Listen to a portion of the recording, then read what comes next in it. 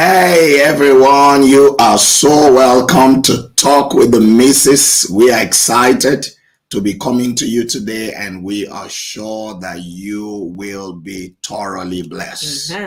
Talk with the Missus is a platform that blesses people across nations of the world. I was just speaking to someone today, and I was saying to them, I have observed that in the recent times, maybe in the last 1-2 years, there's hardly anywhere we go to or I go to, whether as an individual or for us as a couple, that we don't, stumble on somebody who says, your program, Talk with the Missus, we watch it, it's blessing us, and all kinds of people. And so it is just a joy to be able to come to you again today. And we believe that today will be a blessing. Amen. We started a conversation 2 weeks ago, and it was on the subject, this marriage can't continue like this. Just can't continue like this. So we're going to pick up the part 2 of that conversation today. And I'm going to let Mrs. do some intros. And I am going to get on the business of sharing, share to get more people. And then you'll get on that business as well. And then I'll get on that business as well. And then we'll do this international sharing business together. But good morning, good afternoon, good evening, everybody. So happy and so glad to have you with us this evening.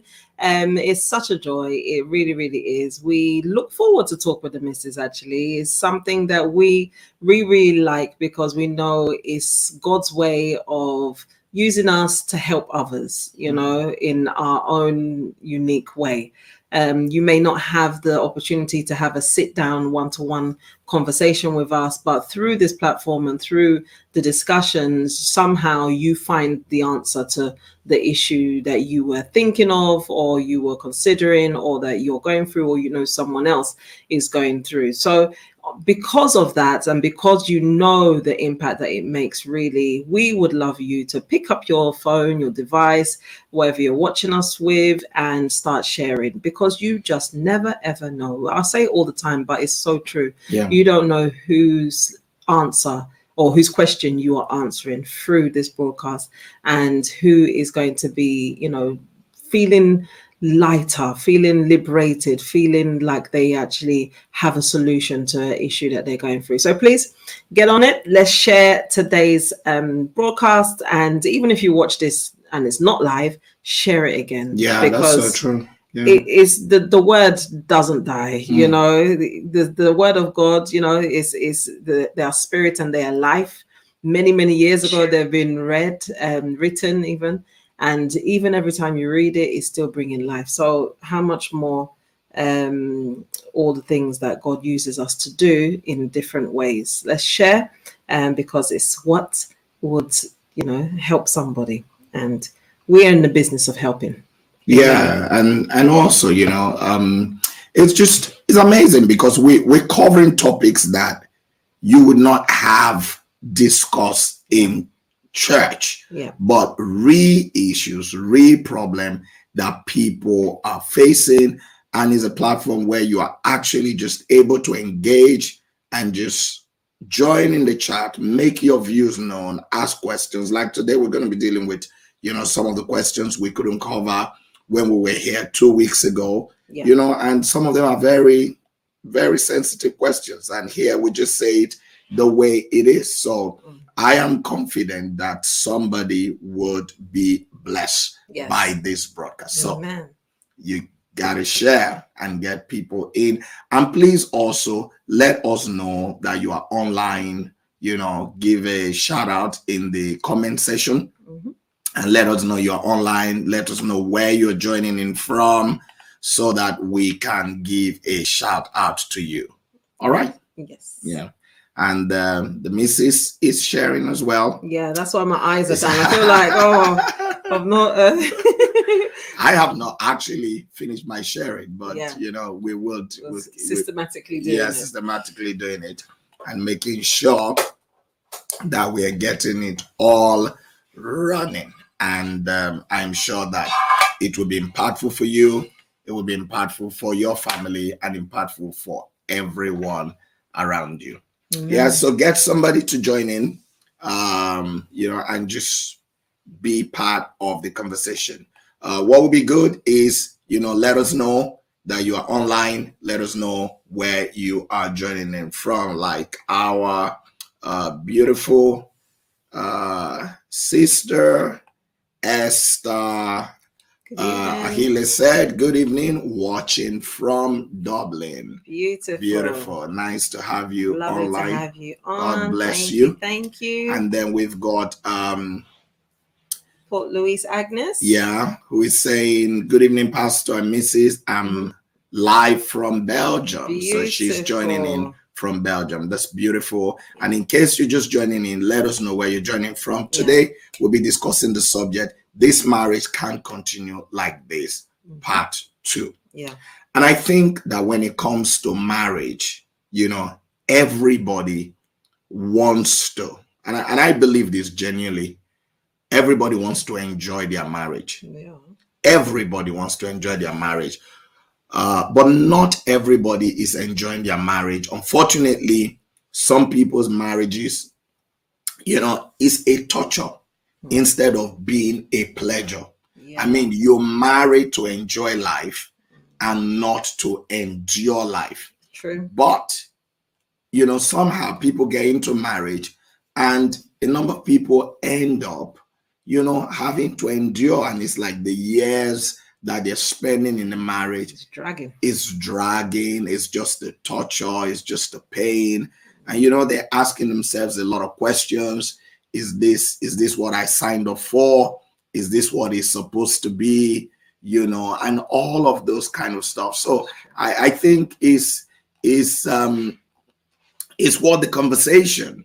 So, you can't just say, well, and then some people just conclude and say, every marriage is bad. Every marriage is, there's no marriage that doesn't have trouble. And no marriage is perfect. I was thinking about this, and I'll agree with you that no marriage is perfect because no human being is perfect. Yeah. It would take 2 perfect people to have a perfect marriage. No, it's true. Yeah. It would take 2 human beings that are perfect. Yeah. And I don't think there's any human being who will claim perfection. Yeah. We are work in progress. It would take 2 perfect people to have a perfect marriage. Yeah. But saying that no marriage is perfect, does not mean that every marriage has trouble. The truth is that you don't need perfect people to have a trouble-free marriage. Yeah. You don't need people to be perfect for you to have a trouble-free marriage. So when we try to excuse ourselves with, the troubles we have in our marriages and say, well, no marriage is perfect, so that gives room for trouble, why we should fight, why we should quarrel, why we should throw, stones at each other or throw the kitchen knife at each other. God forbid that you do that, or, give a slap on the wife or on the woman and all of those kind of things. Yeah. It's just an excuse. Yeah. It's just an excuse. You are an imperfect person does not mean that you should have a troubled marriage. Yeah. You are 2 imperfect people coming together can have a good marriage, can have a trouble-free marriage. So when there is trouble, it's like life is too short to spend it, on such platform of trouble. So you can have a good working marriage, even though you are an imperfect person. So we're going to look at some of the things that happens in marriage that really, people come to a point where like, what, this marriage, I'm dealing with this. No, I can't be dealing with this. Yeah. I don't know if what you want to contribute to that. I mean, it's definitely does happen where you get to the point where, like, what is this? I didn't sign up for this. I signed up for happily ever after. What is this? This is misery, and I don't want it to continue. So it definitely is something that needs addressing. Really, what are those issues that are causing misery? What is it? What are the triggers? Who is the trigger? Is it you? Is it me? Like, what's going on? We can't be on this kind of toxic cycle and continue to be like this. Something has to change. Someone has to change. Something has to give. Is it something that is following you from your background? We need to deal with that in prayer. If it's not something that's following you from background, is it your character? Is it your behavior? Is it just, what is it? Because this can't be like this. Like you said, that nobody's perfect. Fine, understood, 100%. But God called us to be holy. He requires us to be holy. There's a level of righteousness, there's a level of right standing with your fellow human being, talk less of your spouse, that is needed and required to make sure that marriage actually does work. So we need to understand some things. We need to dig deep. We need to know what's going on so that we'll be able to practically deal with this. Practically, because sometimes there's too much fairy tale of I was expecting this, I was expecting breakfast in bed, whatever. You didn't get it.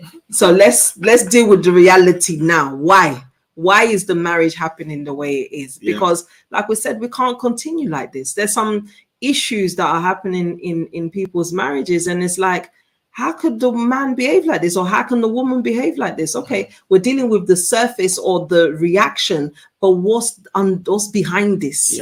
What's causing this? What's bringing this about? So that we don't have to continue on this cycle. Because most times when something, like they say, the tip of the iceberg, when the tip of the iceberg is seen, it's only seen in a certain image. Maybe it was in an argument. Maybe it was in a reaction. Maybe it was in, behavior. But there's still so much more underneath it, that it can happen again and it can showcase itself in a different form. So let's deal with all those, things underneath that people don't see. So people, share. You can see the social pages, like, share, and just get more people in so that they can be part of today's broadcast, and let us know that you are online. Give a shout out. We've got Mommy Victoria and Nelly, who have said hi, Pastor and Mrs. Nice to see you both, joining from North London, Mommy and Nelly. Beautiful. Good evening. God bless you. And then we've got Beta Emmanuel saying good evening, Papa and Mama. Good evening. Good evening. And please, all of you, get ready, because we have some real life questions and scenarios that we're going to discuss, and your input will be needed. Some of them are scenarios that people have sent to us. So we're going to try to answer the questions. This is Erica, who is saying good afternoon, everyone. Good afternoon. Please let us know where you're joining in from. Good afternoon, Erica. Port Louis. Agnes said, at times we choose the wrong partner. So that's one of the key things. I think maybe that's a good place to start. We've got Usio Baifo, who have said, I love Pastor Omoviye so much. God bless and keep you. God bless you. Thank you. We love you too. Amen. And we've got Deaconess Glory, who said, good evening, my pastor and beautiful sister Chioma. Another awesome time. God bless you. Amen. So I think one of the challenges with marriage is what Port Louis have said, choosing the wrong partner. I think that's the foundation of where the trouble actually starts. When you choose the wrong partner. And choosing the wrong partner, I want to say, may not necessarily be that the person is a bad person. It may just be that this person is not for you. Because it's true. Not the fit for it's you. True. It's not a fit for you, because if you choose or marry somebody who is not the fit for you, you will find out that most things about you would be irritating them. And they may also be finding it difficult to get over the things about you that irritates them. Yeah. Whereas if you're with someone who is the right partner for you, they may be irritated by certain things about you or certain things that you do, but they will find it easier to be able to get over those things because of the fit, the love and the fit that you people. And by the way, it is possible to fall in love with the wrong person. So that's why I think when it comes to making a decision on who to marry, I don't think it should just be judged on the basis of I love him, he loves me. You know, I have feelings for him, he has feelings for me. Because I mean, if you think about it, you know, all your time through life, how many people have you had feelings for? Yeah. So think about it. It's true. How many people have you actually had feelings for? There is nobody who marries everybody that they have feelings for. Yeah. And in your time through life, from maybe when you got to like puberty, for example, when your hormones start developing in your body, as a young boy or a young girl in the later stage of primary school or your time in secondary school, college, think about it deeply. University, all the different people, people, you have definitely had feelings for so many people.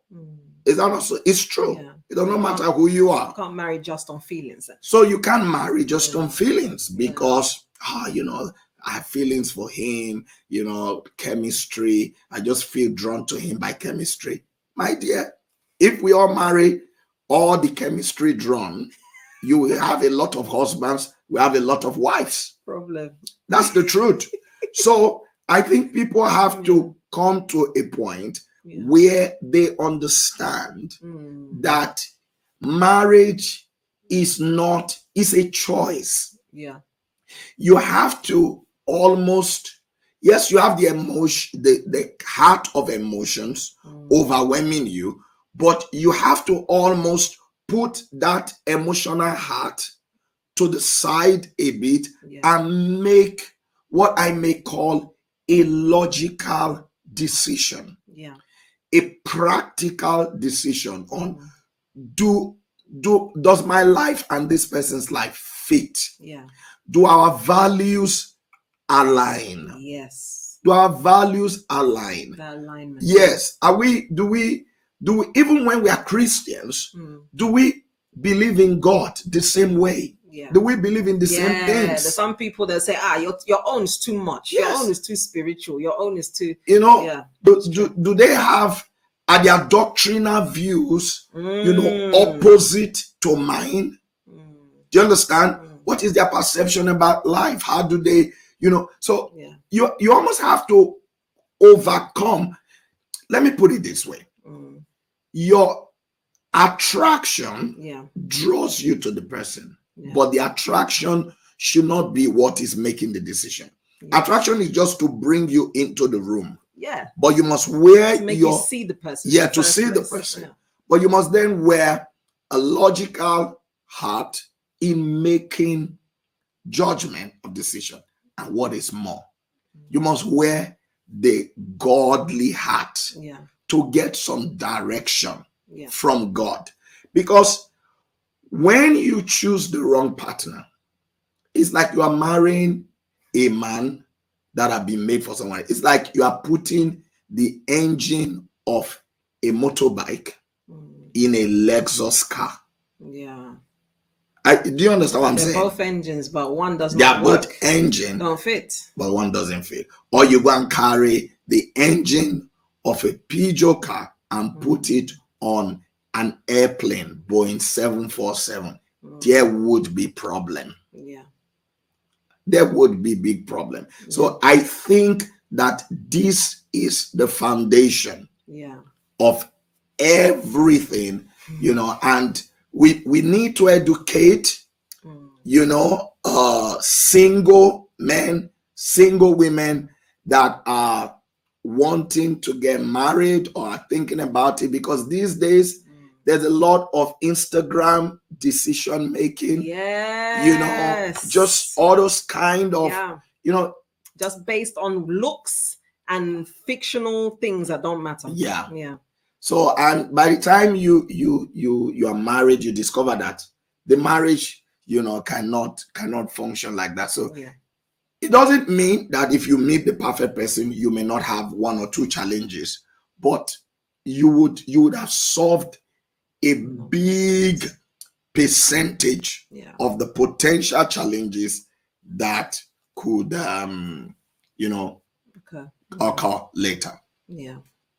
Amen. Wow. Okay, let me just more shout outs. So we've got Peter says good evening from Ilorin, Nigeria. God bless you, Peter.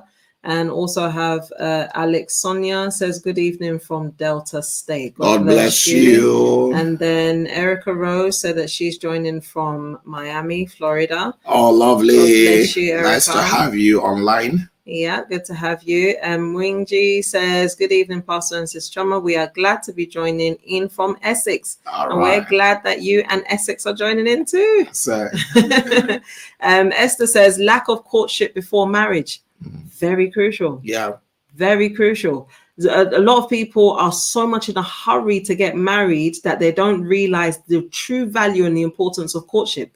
Courtship is not the time where you're now going to sample the person, whether do they really fit, do they not really fit, but it's to understand who they are. Or actually what I said is, do they actually fit? Is this person meant to be for me? Do our value systems align? Are we heading in the same direction? Do I have an understanding of what he expects from me as a wife? Does he have an understanding of and vice versa? So that understanding of each other that will make the marriage work properly. It's like courtship is like the oil that would be used to make sure that the engine of your marriage actually runs smoothly. So it's very, very important. Some people I've noticed as well, some guys particularly, they will try to rush the courtship. I don't understand why. Why some guys they'll say, okay, this church is doing courtship for 6 months, but this one is doing it for 1 month. Let's go for the 1 month. Let's go for the one. There's that kind of rush. I get what you mean. And hasty kind of thing that some people go through. But at the end of it all, you also see that sometimes the person doesn't have good intentions. So maybe it's a reflection of their end game. Okay. So God. Moses from Basingstoke, UK. God bless you. Bless you. Thank you for joining in. Daddy Fidel says, good evening, everyone. Good evening to you too. Port Louise Agnes says, education also plays a big role. It sure does. It's exposure. Exposure. Yeah, definitely does. Pastor Andrew says, good evening, my pastor. Good evening to you God too. God bless you. He said, thank you, son, ma, for this teaching. Oh, God bless thank you. All right, do you want to read from Moses? Yeah, Moses just says, I think it's a moment. You know what it does? Says, putting Peugeot engine into Boeing 747, the aircraft will not fly. Exactly. It won't. It won't fly. It won't fly at all. Yeah. And then James says, good evening, Pastor and Sister Chioma. Good evening to you too, James. Yeah, I mean, it's a very crucial topic and discussion that we're having here. Yeah. We need to understand, do you actually fit with this person? Because, and that's before you get married. A lot of the issues would be resolved if you actually made the right choice in the first place. And I think one of the things that can help you in your fit with the person, like we said, it shouldn't be based on emotions, chemistry. And I think if we just reason, like we said, you've had attraction to a lot of people. Yeah. You did not marry everyone. So, so when you are trying to define fit then, because obviously at that early stage of courting and all of that, or just seeing each other, dating each other, there's a lot of emotion. You need a lot of stable heads around you who are not caught up in the emotions that you are caught up in, to give you godly advice, yeah, godly counsel, and just guide you also on what to look at for, what questions to ask, and also observe yeah, the person, and be able to give you their honest feedback. And you should give them the license. Give them the license to give you honest feedback, even when they think that you may be hot, that it may hurt you what they're going to say, but it gives you something to work with. So I think that's fine. But let's say we progress. So okay, you've made the judgment, whether it was the right judgment or it was the wrong judgment in choosing a partner, but you are now in the marriage and there is just chaos, there is just problem, and you're coming to a point where you're saying to yourself, you know what, this marriage just can't continue like this. I am at a make and break point. And what are some of the things that creates that? And I think we have some questions that came. I think maybe it's a good time to go to some of those questions. One of the questions we had when we're doing part 1, which we couldn't answer that day, which I want to read that to you, and I'd like all of you to join in answering. The person said, Pastor, if a man, actually, I think maybe we'll try and put it up so that you can see it. Yeah, so as we read it, you can actually see the question. So this person is asking, we'll put it up, don't worry, media will have it up. It's a pastor, if a man or a woman goes abroad and in the name of getting papers is now living with that person, should the other person continue to believe they have a marriage? So basically, a man travels abroad, so they leave their home country, go to another country, and they are now looking to get their resident permit, and they've gone into this, let's call it a contract marriage. It's not remarriage, or they've just moved in with a lady, because some countries that recognize partnership. Should the lady believe that they are married? The lady is moved in with. That's one part. That's where I'm interpreting this. It could also be, should the lady they left back home believe that they are married? So we've got home country wife and new country wife. Yes. to help us with understanding this. Well, the home country wife, what stopped him from being the husband? Is it just a relocation and being in the arms or in the home of the new country wife? It doesn't actually legally or even spiritually, he has not, there has not been anything that is severed the relationship between him and the wife from his home country. It's just a relocation of it's just a location change.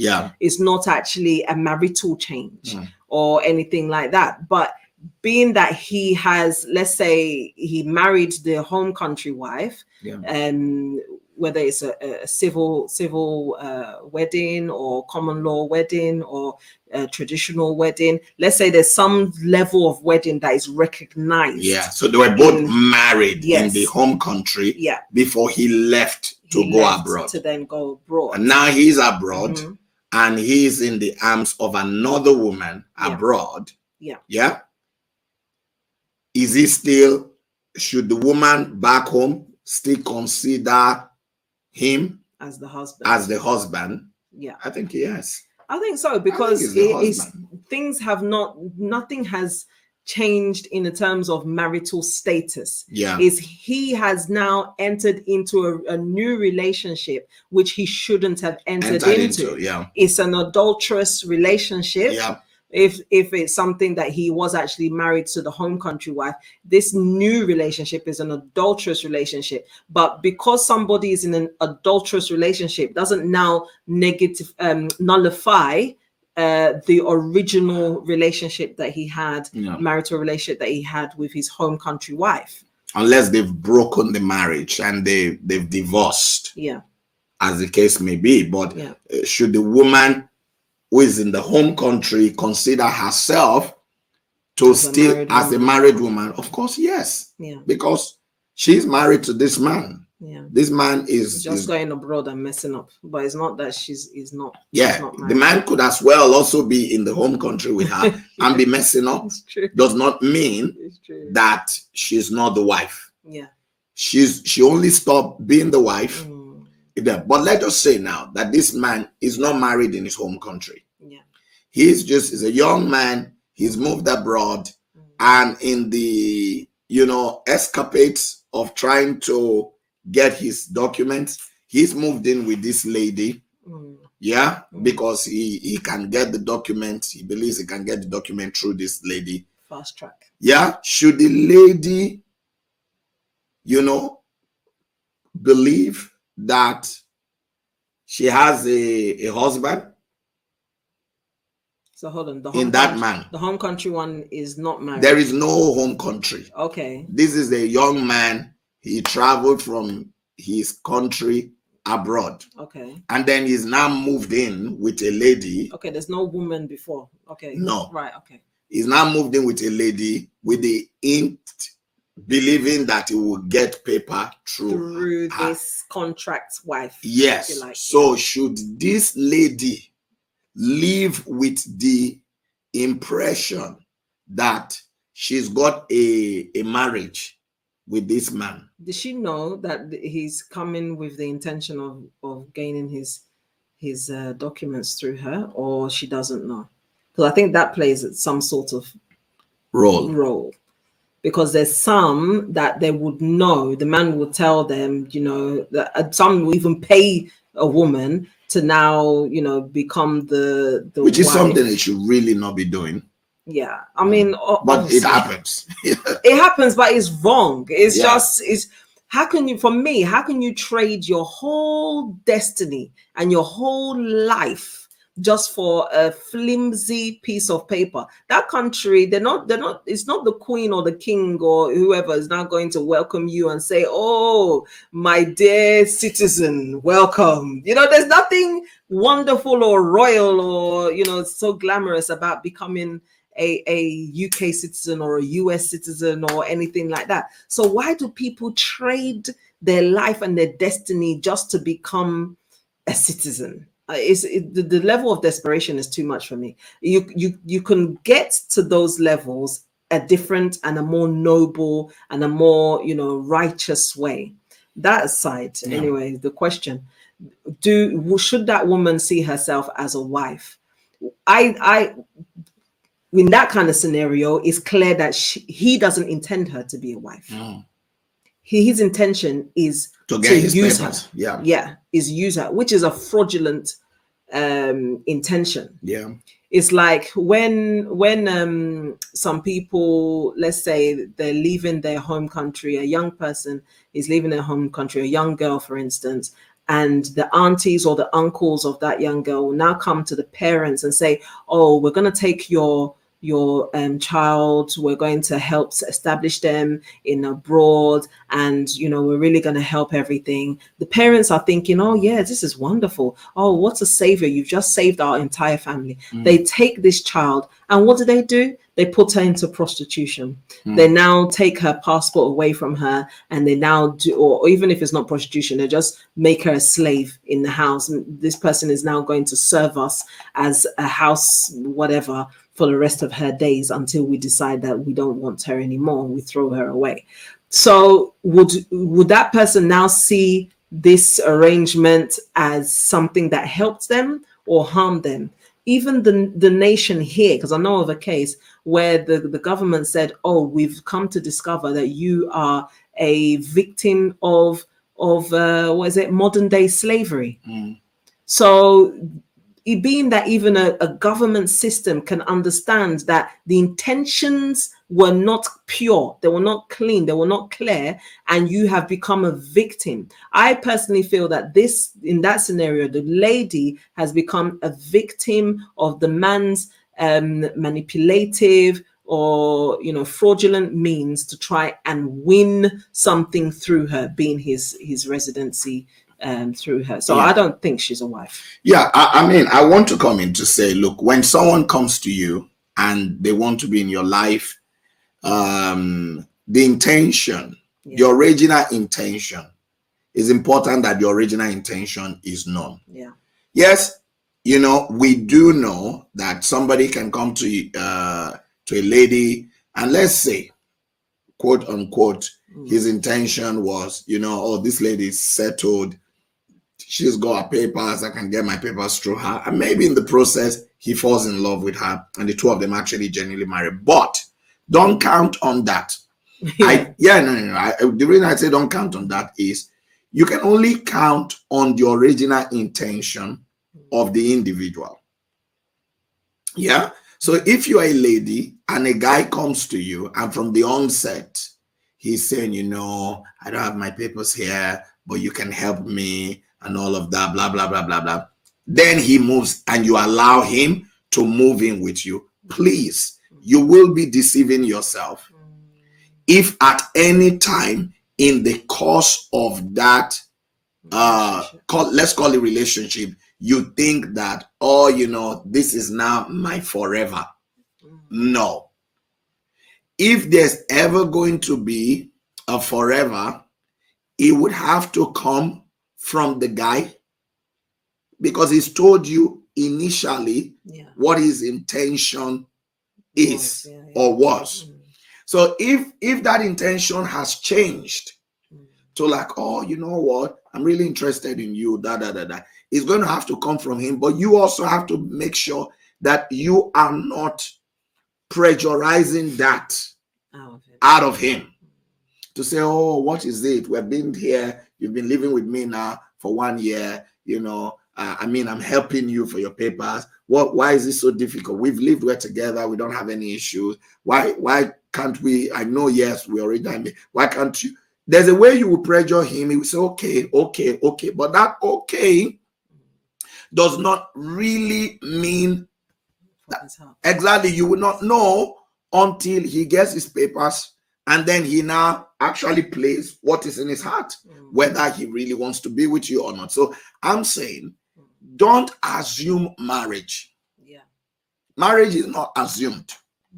I can't then be assuming that he's going to marry me. Yes, he's going to marry me, or he is my wife. We've been living to. You cannot assume. Yeah. Marriage is not something you assume. Yeah. It is either you are married or you are not married. Yeah. It's either, do you understand? So never assume, even if somebody is your friend, the both of you have become very close. You share fun moments together. Maybe somebody of the opposite gender. And you still don't assume.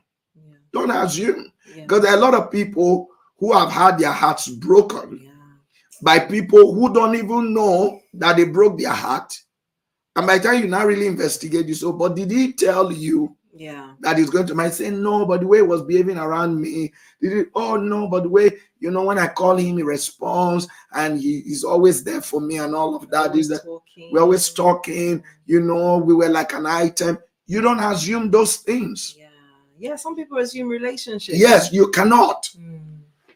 You just cannot assume relationship. You will be shooting yourself on the foot if you assume it. Okay, but in that kind of scenario, how early is too early for a lady to now say, what's going on here? Where do I fit in your life? Do you know what I mean? Because since it's not good to assume, and it's very catastrophic in some cases for you to assume anything. Yeah. When is it appropriate to now have that conversation of what am I to you? Where do you see me? No. Where do you see us? Is there a us? Because you don't want to invest your emotions into something that the guy, it was not even an investment. It was just walking, it wasn't something there to consider. So how does a woman now deal with that and not get herself burnt?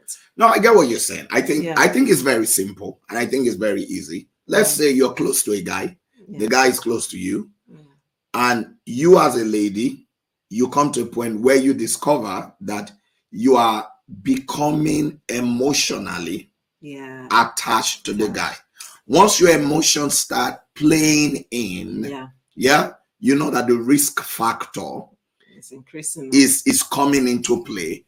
There's nothing wrong with, you tell the guy, look, I know we're both so close. Please don't get me wrong. It's just to also help me in dealing with our friendship. We're getting too close, we're holding hands. We are there.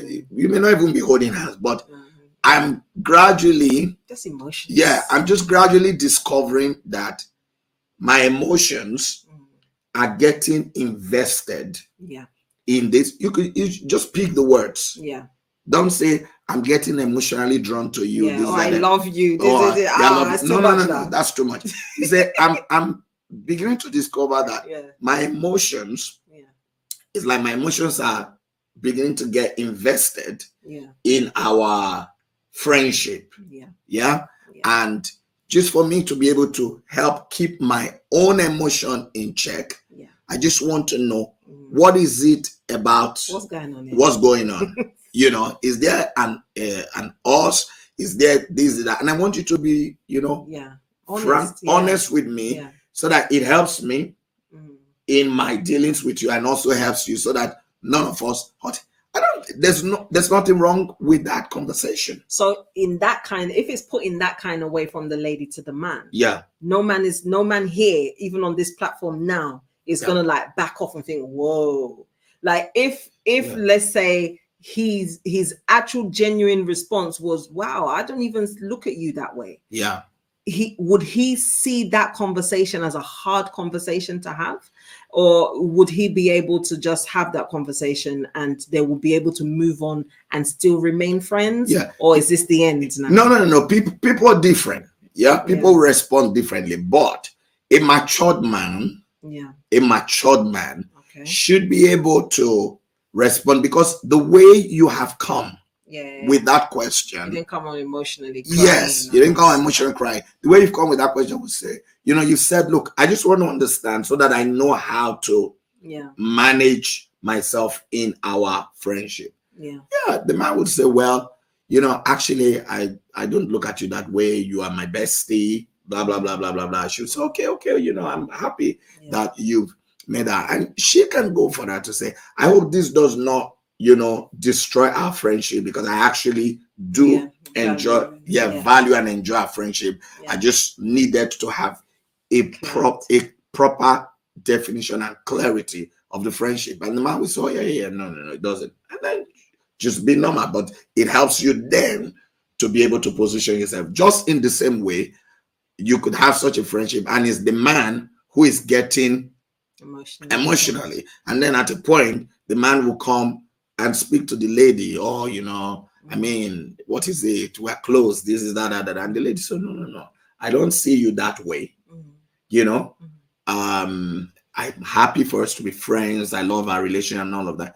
And if the lady is matured and the man is matured, they can still run their friendship. So I think that is the perspective that it should be looked at from. But I don't think you should ever assume a relationship. It's not helpful. All right, I'll go to the next question. All right. The next person said, my question is this: as a man of God, and people, please send us your responses, because I notice many of you are just listening to us. Send us your response. Send it through the comment section, okay? We want to hear from you. The next person asked, my question is this: as a man of God, do you support someone staying in an extremely abusive marriage in the name of God says no divorce? Sorry, not meaning to put you on the spot. So what do you think? And take note of the word. They're basically saying extremely abusive marriage. I think we need to understand that there are people who have died. Exactly. The people who have literally been killed by their husbands, and people who have been killed by their wife. And at that point, there's no more marriage. There's no more life. There's no life. There's no marriage. There's no anything. So you'd be like, I want to save my marriage. I want to save my marriage. Yeah, but there's no marriage to save. But there's no marriage to save. There's no life. You lose marriage. You lose life. And if you have young children, the young children become motherless. The man would probably, if it's a man who is abusing, the man probably marry another woman or go to prison, and the children have no father, they have no mother. Or if the man doesn't go to prison, marry another woman, no woman can raise your children better than you do, because women, it's true. It's true. Tell yourself the truth. There are things you can tolerate with your own children that you can't tolerate with other people's children. If you women want to tell yourself the truth, it's just the truth. Yeah. Tell us. So so you have to look at all of those pictures. If it's the woman that's abusing the man, the man dies. She goes on and marries another. She can go on and marry another guy, because she's probably tormenting the man in the first place because she's got iron, and then marry this guy. God help you if that man is not a good man. We have heard of children that have been killed by their mother and step father. If you have daughters, that man can be sleeping with the mother and sleeping with the daughters. So there's all kind of confusion and catastrophe that then comes into play. So I do think that where there is, extreme abuse, you're hearing the word, and I think I like the way the person put the question. They said extreme abuse, because you see, when some people just say, oh, the way he talked to me, and then they just pack their load, I can't stay in this marriage, just verbal abuse. What did he say? He said, I'm stupid. That was a verbal abuse. Exactly. Do you understand? Am I saying that should he say you are stupid? No. But some people are looking for excuse to leave their marriage. So they say, oh, Pastor Moses said, if I'm extreme abuse, I can leave. I can't take this anymore. Before I lose my brain, let me just pack my back, my dear. Pastor Moses is not taking that. But it's true, because human beings, when a human being's heart is set on doing something that their conscience, they're finding anything they can hang on to back them, to execute it. But if you are under extreme abuse, which some people have died, don't sit down there. As a matter of fact, don't even cover it. I think that's the worst. The first thing, don't cover it. Speak out to the authorities. Don't cover it. Nobody wants to lose their home. Nobody wants to lose their marriage. But there's some things that you would, like you said, you will still lose, even if you stay. In an extreme abusive home, you will still lose this marriage because life now is at stake. So I don't think it's something that you should be looking to protect in a way of cover up. Like love covers a multitude of sins. This is not a love matter. This is not a covering up. This is somebody that's abusing you and threatening your life. Somebody's choking you to kill you. There have been situations like that, being choked, to kill them. I will kill you. And you can see that this person, they are actually going to kill. It's abusive. Look at I can't remember his name. Is it something Oscar Proloris or the person from South Africa that was amputee? The one that was is an athlete. Is an athlete. Is a runner or something. He's so good in his like the disabled level, that he was now doing it with the non-disabled people, the main Olympics. So he now, if we remember the story, I think it was like 2012 or something, so long ago now, he killed his girlfriend, shot her dead, I think 3 times or something, in the middle of the night. He's now making all stories. Oh, he thought it was a burglar. He thought it was this. He thought it was that. Clearly, it was nothing to do with that. He was just abusive. There's people that have a hot temper, hot anger, that they cannot control themselves. He was now in that state. He couldn't control himself, and he killed this lady dead. It's a girlfriend, not even. And some of them, really, the anger is not really about you. It's just they have an anger in them. Some of them is a spirit. Oscar Polaris. Yeah, some of them is a spirit. Because when certain people do certain things, you know that a normal human being will not be doing something like this. Yeah. It's like sometimes I see certain videos of certain people that I don't know whether they are nannies babysitting young children, and you will see the person will carry the child, use the child to hit the ground. Exactly. Even you is watching the video, you'll be feeling like that kind pain. of like yes, we slap the child, kick the child. You know, looking at, but thinking to yourself, is this person, is their brain normal? Such a person, obviously they are not normal. They are not. Something is wrong with them. They have there is a spirit. So there are people like that. There are people like that. So you can't. And let us, with advancement in medicine, we've also discovered that not everybody who wears suit, does makeup, walking on the street has mental capacity. They may speak the right English, know how to treat you in a dinner date, open the door, but their mental capacity may be twisted. They are probably a psycho, they have a mental health problem, but you don't know. You don't know it. You don't know. And so you end up with marrying this person, they are manifesting some of these things, and you think, oh, you're making excuses. Oh, maybe it's what I've done. Oh, I offended him and all of that. Some of those people have mental health issues. Exactly. Undiagnosed mental health issue. Yes.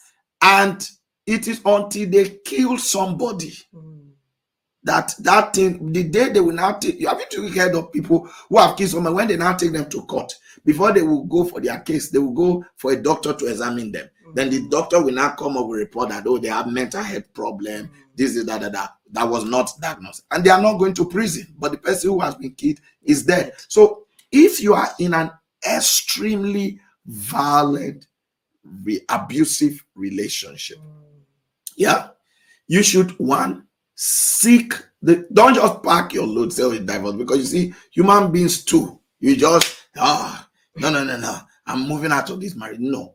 Seek. The first thing is, don't keep quiet. Yes. Seek people who are higher than you to speak to. Yeah.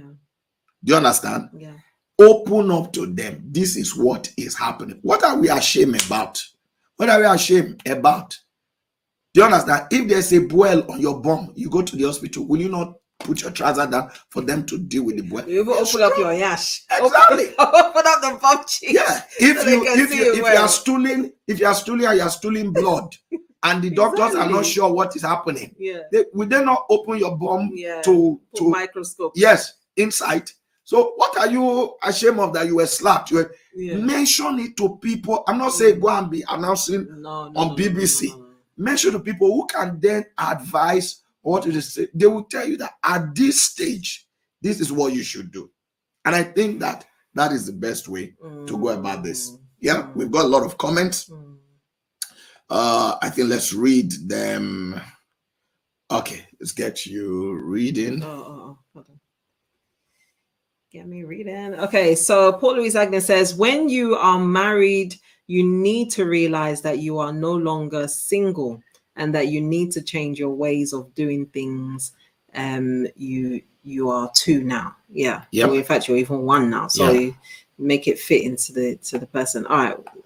Chioma says, amazing answer on the lady approaching the guy in a matured way to save her emotions. Yeah. It's very important. Yeah. It's very important because there are a lot of ladies that are suffering with their emotions, and then the guy is treating you like something is going to happen, and you yourself, you are invested. Don't assume, because you'll be punishing yourself, and it's not a good place to be. All right. Yeah. David says, Pastor, kudos to you both. I think leaving one spouse in the home country, home based, and establishing a new relationship in whatever name called can be considered grounds for divorce.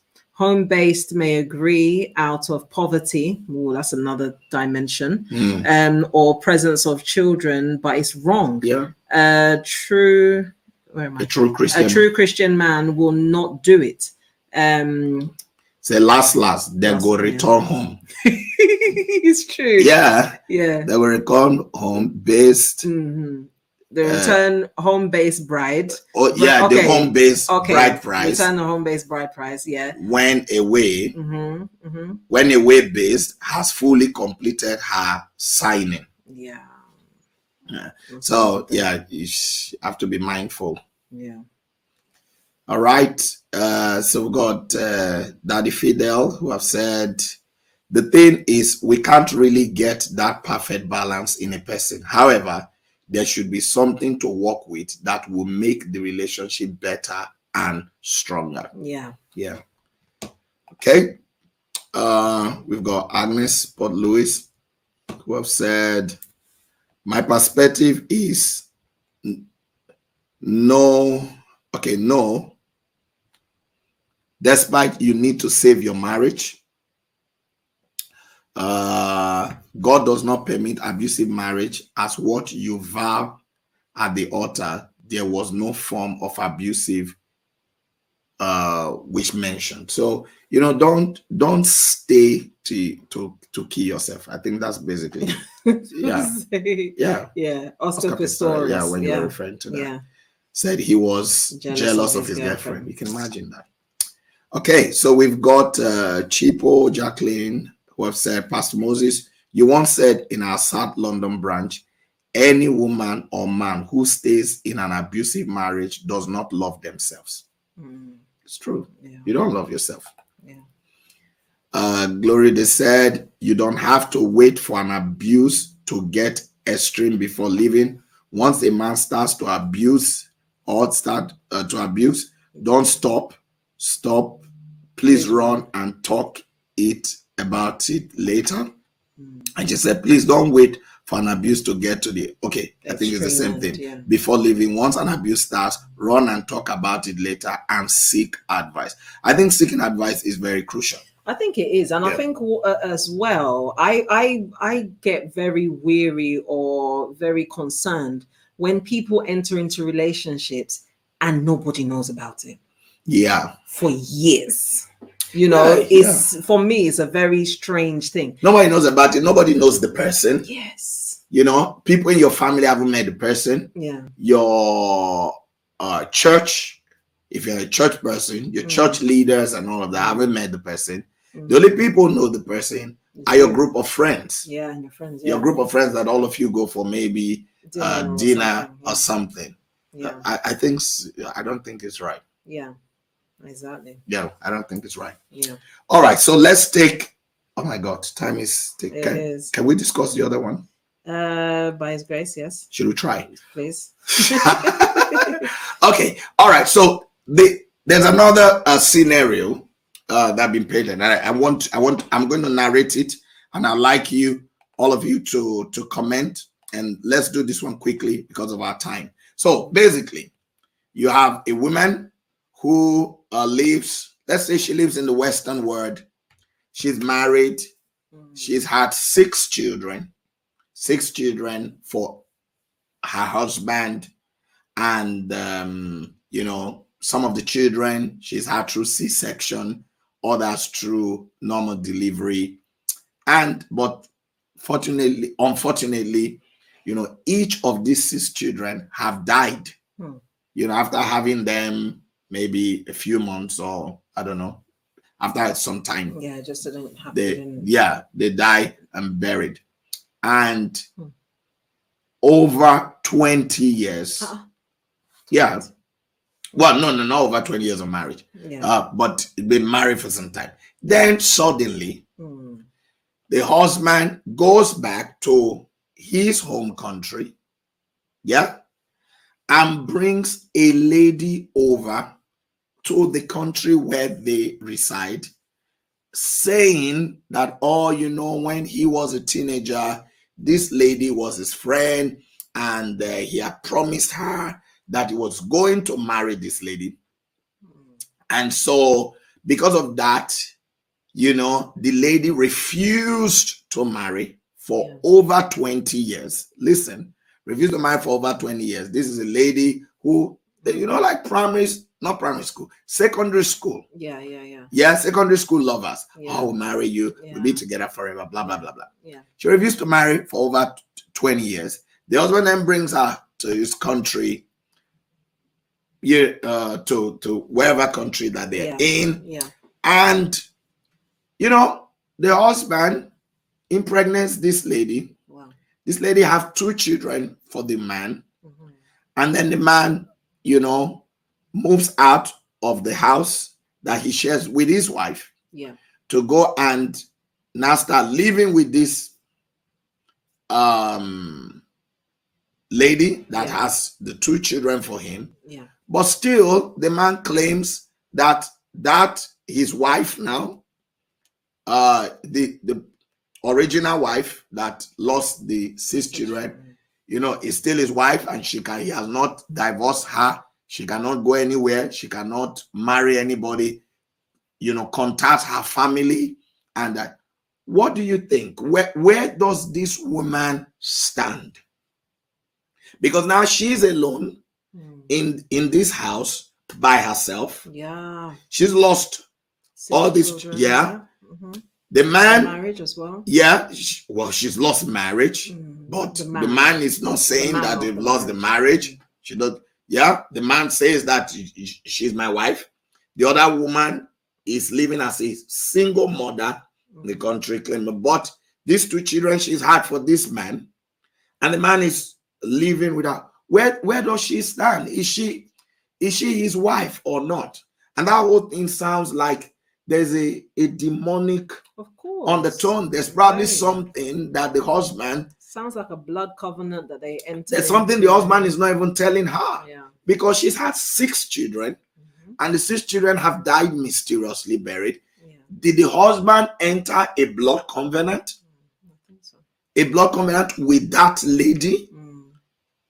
And is it that blood covenant that had made that lady for over 20 years of this man not being, they've all moved on their whole life. She's refused to marry, maybe because she knows the implication of the blood covenant, and she's used it against the man, which has now affected, you know, the woman that he married and the children. So I think there is something there, and this woman is just caught in the web of these 2 people who were teenage lovers.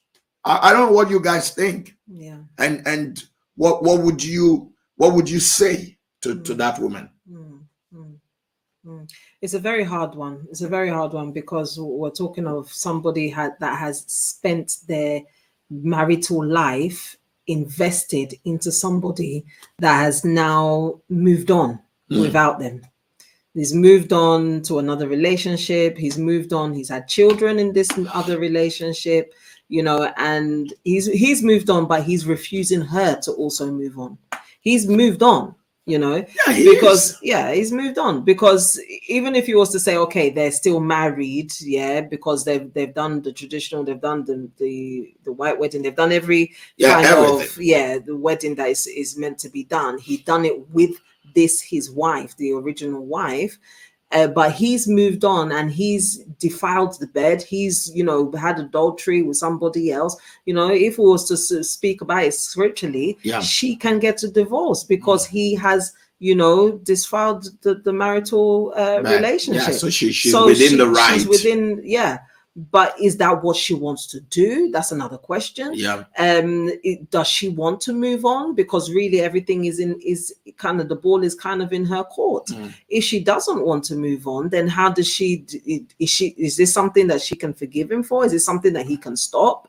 And will he also be willing to open up? Can he leave that other relationship as well? We're talking of 2 children now. He's now has, you know, his, if you like, if he was whoever he could be, the people that, next of kin and all those kind of things that are laying hold to his potential inheritance is nothing to do with her. Is now his children. So it's very messy. But how does she want to continue? Does she want this guy? If she does, then she could, if she wants. But personally, I can't advise people to say, okay, if it was me, I'll do this, I'll do that, because it's not. And I don't know how emotionally you are tied with this person. But if you did want to leave, you could leave. If you did want to stay, there's ways for you to stay. But if you do stay, what impact would it make on you? Even you spiritually, because there appears to be things that are hovering around you that are not in a good spiritual state. So we don't know which kind of means or which kind of length some people can go to try and take you out of the picture. So it's all those, you have to really, open your eyes to know exactly what it is that you want to do, and spiritually and, with prayer, back it up to now pursue which way you want to go. All right, I'm going to read some of the comments online, but before I do that, I want to say, assuming that woman is watching, and we really wanted to deal with that question as well today. This is what I'm going to say. I think you need to make a decision. And the decision for you would be, if you want, you say, you know what, I've married this man, I want my husband back, and I want to live with him, and I can forgive him for what has happened, and I know he has 2 children outside, and I don't mind still being in marriage with him. If that's what you want, then you need serious prayers. You would need to seek for a prayer of deliverance, both for the man and also for yourself, because there is something definitely spiritually wrong. You're not a barren woman. Exactly. You've been pregnant 6 times. You've carried pregnancy for 9 months 6 times and delivered 6 different children. You've done deliveries through C-sections. You've done through normal birth. So you're not barren, but something is contending. And your husband may actually know what it is. That's true. So if the decision is that you want to stay, then not just staying that, the man came, okay, I forgive you, love you. No, because you may end up losing your life. Yeah. Do you understand? Whatever they used to kill those children, they can use it to kill. So fire prayer, it will be needed. That's one. Then if you decide that no, you want to, you leave, because it looks like this man, even though he was with you, it's like he was already married to this lady more than 20 years ago, by whatever covenant the 2 of them entered into. So going back to bring her, after being away from her for 20 years, bring her into the home country, now impregnates her twice to have 2 different children moving with her. It's like a union that have been existing. So even if it was not a union that had been existing, he's gone into adultery and all of that. And when you read the scripture, if you were to step out to say, look, let me move on and live my life. If God gives me a man who is willing to marry me, thank God I'm not a barren woman. I will be fruitful and have children and be able to do that. So you need to make a decision. And I think the earlier you can make those decisions, I'm assuming that you're still in an age bracket where you are still fertile as a woman, because you do want to have children and be able to raise your own children. So I think you need to make, one of those decisions. Whatever decision you make, you will not be wrong in the decisions that you make. Categorically, to say to you, do A or do B, I can, but I don't want to. Yeah. It's not like I honestly, in my head, somebody asked me, what do you think she should do? I know what I would tell you to do, but I don't want to do that online. So let's read some of the comments. Yeah. So Queen says, I think it's the lady she brought that might have done something about the main wife's children dead. Yeah. Yeah, I think that's very possible. I believe you too, Queen. I believe that. I will say that the woman should move on and return the bride price. If she wants to move on. Yeah. I think it's still down to what you want to do. Yeah. Says, I consider this as disrespectful. The first wife needs to seek for God's intervention. Yeah.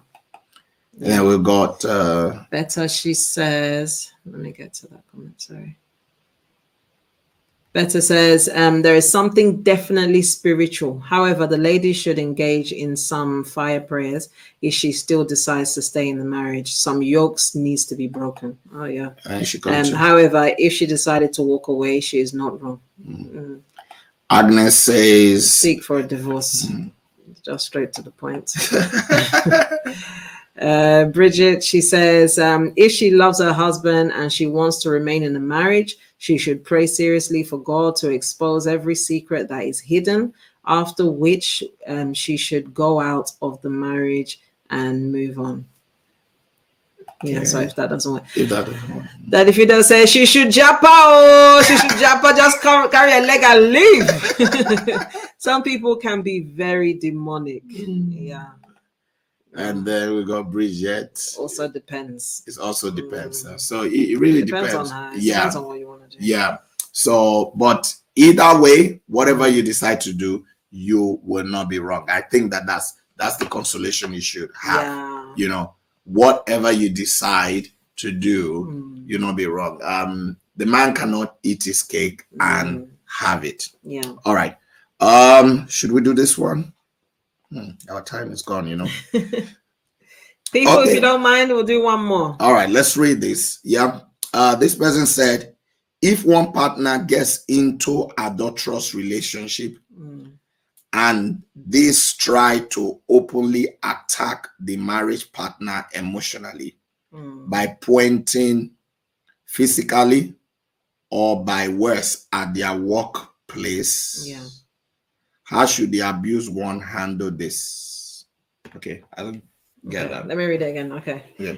If one partner gets into an adulterous relationship and these try to openly attack the marriage partner emotionally, and then both of them try to attack the innocent person emotionally by pointing, being physical or words at their workplace or wherever, for example, how should the abused one handle this? So how should the victim handle this? So you have a partner who has gone into an adulterous relationship, and then two of them are now ganging up against you. Both the partner and the lady or side chick or side guy are now coming to abuse this person in the workplace. That's a serious matter. Yeah. So how should they now handle it? Well, I mean, to be honest with you, I think there are certain level of abuse that the only way you can stop them is to report to the authorities. Yeah. Unfortunately, it is the truth. There are certain kinds of abuse that the only way you can stop it is to report to the authorities. And you know, the authorities would put a restraining order on those who are abusing you. Yeah. But then with that, the sense of discreet, kind of things that just goes out of the window. But then you have. But what's discreet? They're not. They're coming to abuse you in your workplace. So there's no. It's gone now. The discreet is gone. Discretion has gone. Yeah, discretion has already been left the building. Yeah. So I think you would have to take some action on restraining order. Otherwise, you have the partner coming to abuse you. You have the person they've cheated with coming to abuse you. You are the one that was wronged. Yeah. You are now the one suffering. It's not good. Yeah. No. Okay. Yeah. It is. All right, I think we need to wrap up. Yeah. Yeah. Okay, guys, we've spoken so much, and this topic still we're on the surface. We're still on the surface because I wanted to discuss things like this marriage cannot continue like this. I want to discuss things like the roles within a marriage where one person is not discussing the next episode, where one person is not doing the role that they're meant to be doing. Maybe the husband is not providing the way he's meant to be providing, or emotionally, or the woman, just I wanted to go there. Yeah, we'll go there. We'll go there when we do the next episode in 2 weeks. In fact, when we start that episode, you just start from there. Okay. Start from there, so that before we go somewhere else, we would have dealt with that. But I think it was good that we were able to answer some of the questions that we received. And feel free to send questions in, because we've learned a lot from the questions that we've had today. Yeah, and in case you're wondering, where do I send these messages to? I want to send a message. +44 7832 605 473. So that's the WhatsApp number. So send it to that. +44 7832 605 473. We'll put it at the end of the screen, or we'll put it on the comments so that you'll be able to do that. But in terms of final words, there's a lot that we've learned, and a lot that we've discussed, and a lot that we've gone through. It's important that if anyone is in a marriage that is not going so well as they had thought, for whatever reason, take stock, try and understand why. If it's something that, realistically you shouldn't stay in, let's say abuse, let's say spiritual undertone, let's say all kinds of things, then find a way to speak to somebody, as well as, get safety. Safety you have to get. You cannot stay somewhere that is going to ultimately destroy you or even kill you. So it's important to value your life, and also find a way, a godly way to seek and navigate yourself in a way that would get you to a better place. If that better place is with your spouse, we're now reunited and in a better place, fine. If it's by yourself, then also fine. But the important thing is to find safety. Find safety. You cannot have a marriage when you're dead. So it's important to find safety and to ensure that you are in a good place. As well as that, emotionally, if you're like battered and scattered and all kinds of bad kind of situations, even if you're in the marriage physically, emotionally you are not.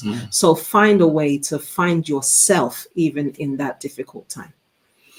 All right, people. So you've heard it all. We trust in God that, you have learned something this evening, and that somebody has been helped by the discussion. We would go even deeper in our next episode. Yeah. If you have not subscribed to our YouTube channel, we want to encourage you to do that.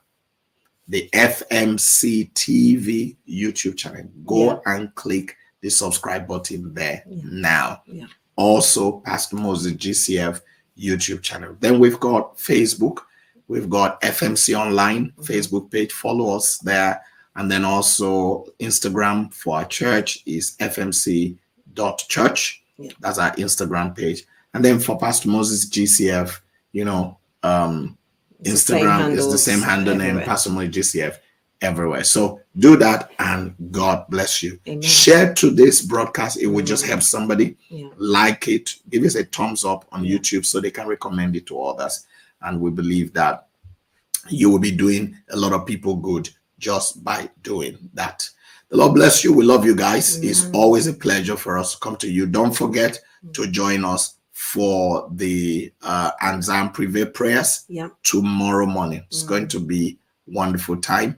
The prayer this week is the ordered blessing is mine, and I believe it will be yours. In Jesus' name. Amen. Amen. God bless you. Amen. And have a blessed night. Thank you for joining us. Thank you. Bye God for now. bless you.